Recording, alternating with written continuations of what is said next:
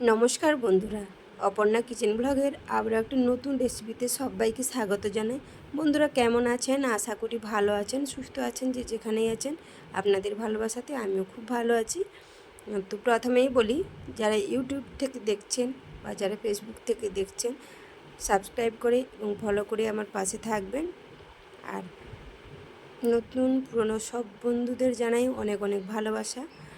তো চলুন, আজকে আমি বানাবো দই মাছ। তো মাছের অনেক কিছু রান্না করে খেয়েছি, আজকে ভাবলাম একটু অন্যরকমভাবে রান্না করি, তাই দই দিয়ে মাছটা আজকে রান্না করব। তো দেখুন, তো কেমন লাগছে কমেন্ট করে জানাবেন। আপনাদের একটা কমেন্টের উপর আমি ভিডিও বানাতে উৎসাহ পাই। তো চলুন রান্নাটা এবার শুরু করা যাক। তো রান্নার জন্য কি কি নিয়েছি সেটা আপনাদের সাথে শেয়ার করি। তো দেখুন, এখানে আমি 4 পিস মাছ নিয়েছি। তো ভালো করে ধুয়ে নিয়েছি। দেখুন, তো ওর মধ্যে আমি পরিমাণ মতো লবণ দিয়ে দেব, হলুদ দিয়ে দেব, উপর থেকে ছড়িয়ে দেব। তো কিছুটা লঙ্কা গুঁড়ো,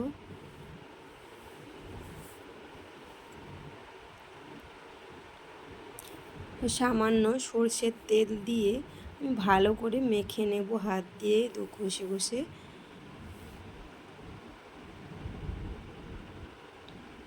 দেখুন, এইভাবে ভালো করে হাত দিয়ে ঘষে ঘষে আমি মেখে নেব।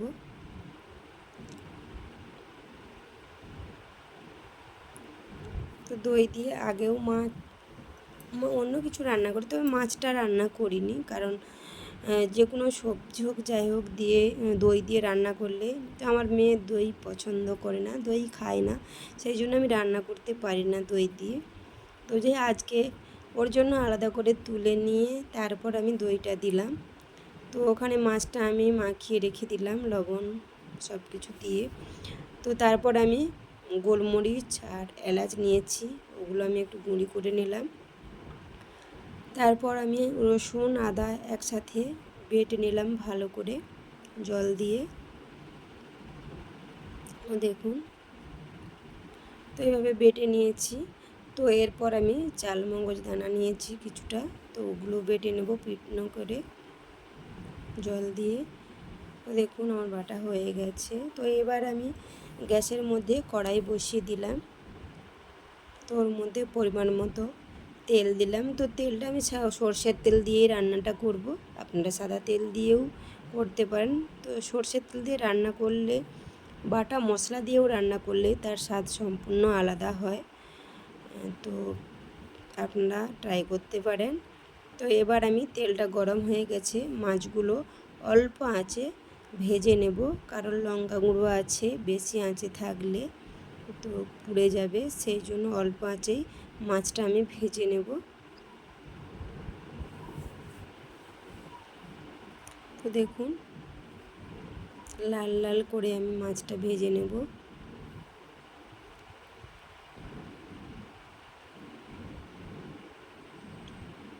তো কে কে এইভাবে দই মাছ খেতে ভালোবাসেন, তো অবশ্যই কমেন্টে জানাবেন।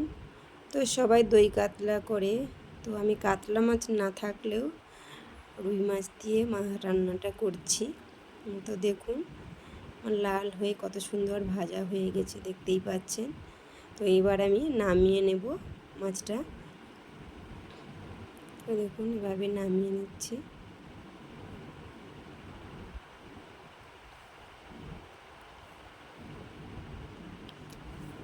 তো ওই তেলের মধ্যে আমি গোটা শুকনো লঙ্কা একটা, গোটা জিরে আর গোলমরিচ এলাচ গুঁড়ি করে রেখেছিলাম, ওগুলো দিয়ে দিলাম, দিয়ে ভালো করে একটু ভেজে নেব। তো এরপর আমি ছোট ছোট করে পেঁয়াজ কুচিয়ে রেখেছিলাম, তো আপনারা চাইলে বেটেও দিতে পারেন, তো বেটে দিলে খুব ভালো হয়, কিন্তু আমি কুচিয়েই দিলাম। তো একটু হালকা করে ভেজে নেব পেঁয়াজগুলো। তো দেখুন, তো পুরো ভিডিওটাই বন্ধুরা দেখবেন, স্কিপ করবেন না, এটাই অনুরোধ আপনাদের কাছে। তো আশা করি ভালো লাগবে। তো এবার আমি আদা রসুন বেটে রেখেছিলাম, ওটাও দিয়ে দিলাম, দিয়ে ভালো করে আবারও কিছুক্ষণ কষিয়ে নেব। তো তো সত্যি কথা বলতে সত্যি খুব সুন্দর হয়েছিল। আমি প্রথমবার এই দই দিয়ে মাছ রান্না করলাম, তো আগে করিনি। প্রথমেই বললাম যে আমার মেয়ে পছন্দ করে না দই দিয়ে রান্নাটা, সেই জন্য করতে পারিনি। তো দেখুন এবার আমি লবণ পরিমাণ মতো, হলুদ, লঙ্কা গুঁড়ো, তো লঙ্কা গুঁড়োটা এটা কাশ্মীরি লঙ্কা কালারের জন্য, তো এতে বেশি ঝাল হয় না। তো ওতে যে গোলমরিচটা দিয়েছিলাম ওটাই একটু ঝাল হবে। তো দেখুন এভাবে ভালো করে কষিয়ে নেব আবারও।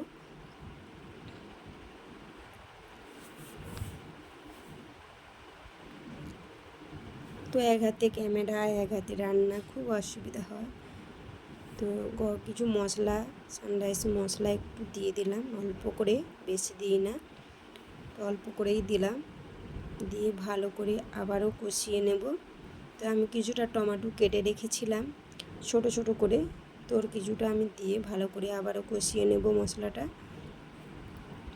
দেখুন এইভাবে, তো অল্প আঁচেই রান্নাটা করছি, এভাবে কষিয়ে নিচ্ছি, দেখতেই পাচ্ছেন। তো এবার মশলা বাটা জলটা দিয়ে আবারও কষিয়ে নেব।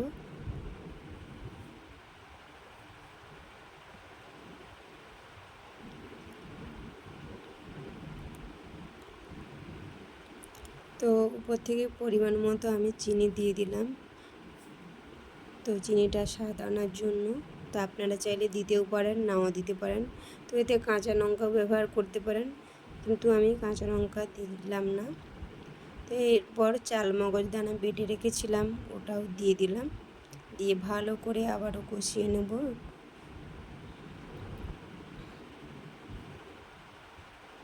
দেখুন, তো এরপর আমি কিছুটা দই ফেটিয়ে রেখেছিলাম ওটাও ওর মধ্যে দিয়ে আবারও ভালো করে একটু কষিয়ে নেব।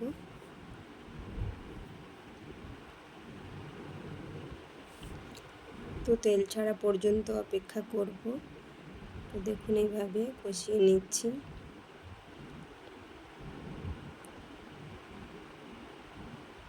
তো বন্ধুরা অল্প আঁচে রান্নাটা করবেন, না হলে পুড়ে যাওয়ার চান্স থাকে।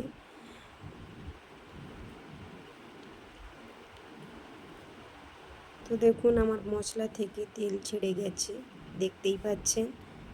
এরপর আমি পরিমাণ মতো জল দিয়ে দেব। তো বেশি জল দেব না, এতে পরিমাণ মতোই দেব। তো দেখুন, তো ঝোলটা আমার ফুটছে, তো ওর মধ্যে ভাজা মাছগুলো দিয়ে দিলাম। তো এতে আমি 3 পিস মাছ দিলাম।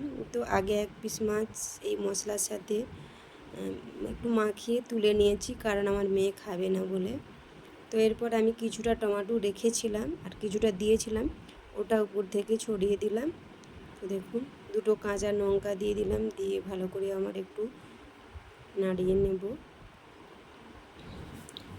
তো বেশি ঝোল থাকবেন না, দই মাছ মানে একেবারে মাখা মাখাই হবে। দেখুন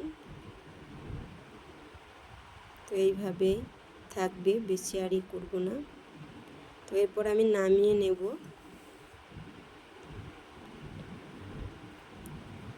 তো নামিয়ে নিয়েছি, এরপর একটা প্লেটের মধ্যে আমি তুলে নিচ্ছি, দেখতেই পাচ্ছেন। তো কালারটাও খুব সুন্দর এসেছে, তো দেখুন। তো সত্যি খুব সুন্দর হয়েছিল।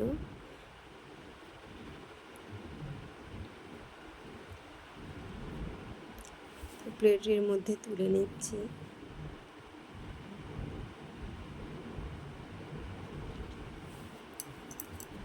তো বন্ধুরা ভিডিওটি আর বেশি বড় করব না, তো ভিডিওটি এই পর্যন্ত। দেখা হবে পরের কোনো ভিডিওতে বা রেসিপিতে। ততক্ষণে বন্ধুরা ভালো থাকবেন, সুস্থ থাকবেন, নিজেদের খেয়াল রাখবেন।